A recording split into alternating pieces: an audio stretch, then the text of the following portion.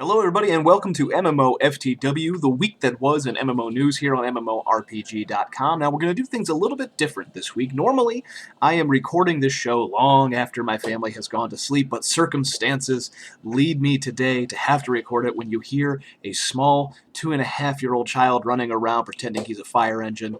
That's just how life is in my house, so bear with me as we record today's news.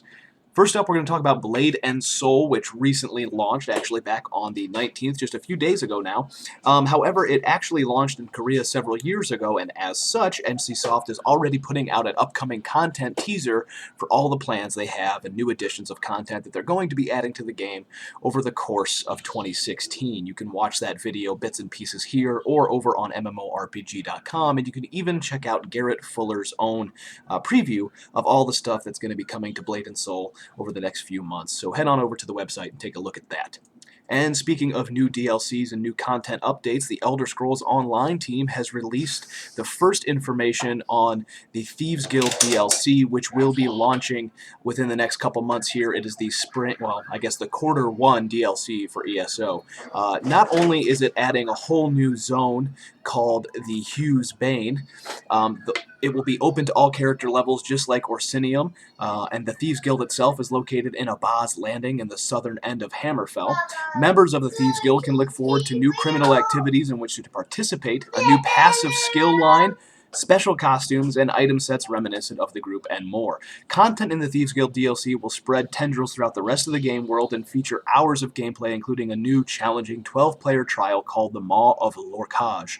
In addition to the above, which will be featured in the DLC and free for those who are subscribing, all players will see the following upgrades to the base game, including a 64-bit Mac and PC client, improvements to grouping incentives and cross-alliance group tools, new combat and balance changes, scrolling combat text, improvements and updates to Cyrodiil's campaigns and lag, and include, more than anything, the people that are prone to bashing on the combat of ESO because of animation canceling in PvP. You'll be happy to know that they are dealing with the animation canceling with a whole new way of prioritizing combat animations, which we'll learn more from Rich Lambert in the coming months, the creative director on ESO. If you head over to the website, though, we have an exclusive interview with Rich on the Thieves Guild DLC, so you can get some more information over there.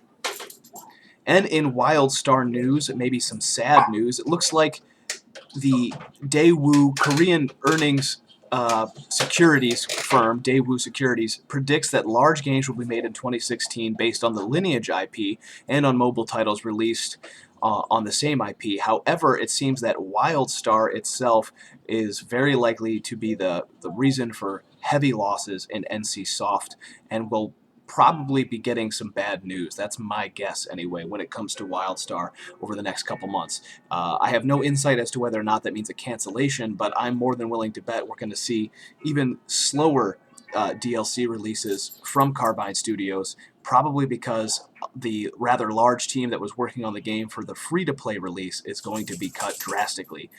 These are all my predictions. I have nothing to base this on, but normally when a company is losing this much money for its parent company, chances are things won't stay the status quo for very long.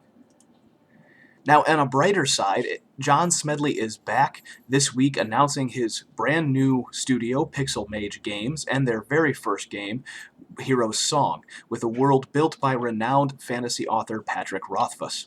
Now, John Smedley is ready to reveal what he's been up to for these past several months, and what might surprise you is that it's a 2D pixel art action RPG/MMO.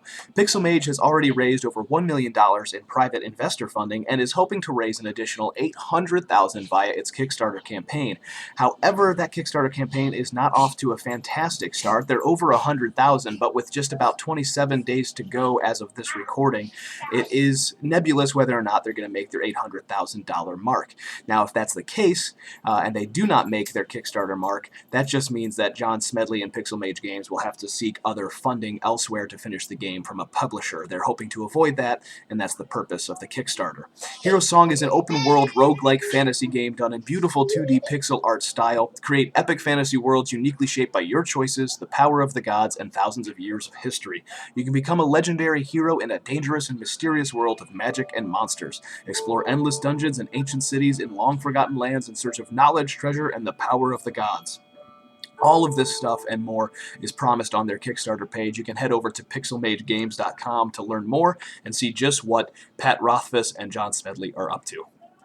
And last but not least, the Black Desert Online team at Dom Communications have announced that February 18th will be the commencement of the closed beta 2, and Explorer and Conqueror Pack pre-order owners will automatically be able to participate. In addition, a new standalone character creator is available to download. You can create these characters, mess around, and get everything perfect looking. As you know, the Black Desert Online character creation system is very complex, and you will be able to then import those characters you create in the character creator to the launch and CBT2 as well. So it's not just for playing around with and making scary looking monsters. You can actually take them into the game and spend less time toying with those things on launch day. Now, as for launch day, we still don't have an actual time, but chances are we're still looking there's my son. We're still looking good for a March launch period. Hopefully that comes true, and we'll see Black Desert Online finally in America in just a couple more months.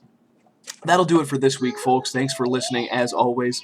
Thanks for tuning in to MMORPG.com. Don't forget to follow us on Twitter, Twitch, YouTube, Facebook, Google+, all the other things that I just mentioned, Tumblr, all at MMORPG.com without the dot. If you're into that sort of thing, you can follow me on Twitter at TheBillMurphy. And remember, don't let a bad pug get you down.